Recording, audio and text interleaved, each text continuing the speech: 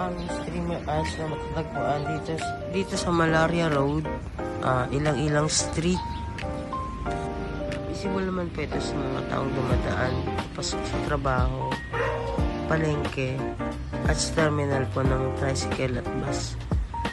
Kaya po mabilis po talaga makita ang ating ads dito po sa Ilang-Ilang Street.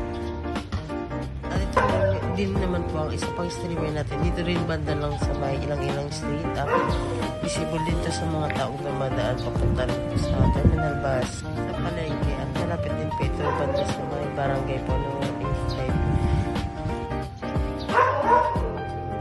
At ito din naman po ang isa pa namang streamer ads na matatagpuan dito sa may Sampaguita Street.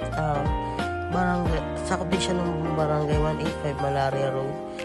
Visible din ito sa mga taong dumadaan kasi daanan po ito kalsada. Bali, mabilis po siya makita ng mga taong dumadaan at ng mga sasakyan din pong dumadaan. At ito pa po ang isang streamer ads na matatagpuan dito sa sakop pa rin po ng Malaria, barangay 185 po. Visible din po ito sa mga taong dumadaan kasi nadadaanan po ito ng mga sasakyan, tao at mga. Pero dito lang din po siya nakakabit sa may kabilang kanto. Yan, papunta na po yan ng Malaria. Dito naman po, palabas po yan ng boundary ng Caloocan at Bulacan po. Ito po ang aming streamers ads na matatagpuan dito sa may barangay Santa Monica, sa may gilid ng Cresta Verde. Visible naman po siya. Ang kagandahan ay malapit sa mga negosyante. And kitang-kita rin po ng mga dumadaang tao, papalabas man o paloob.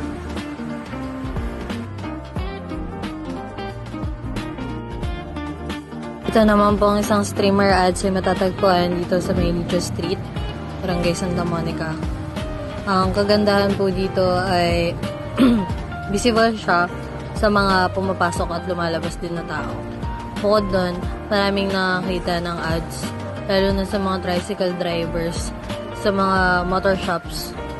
Itong isang streamer ads naman po ay matatagpuan dito sa may exit ng Mindanao Avenue.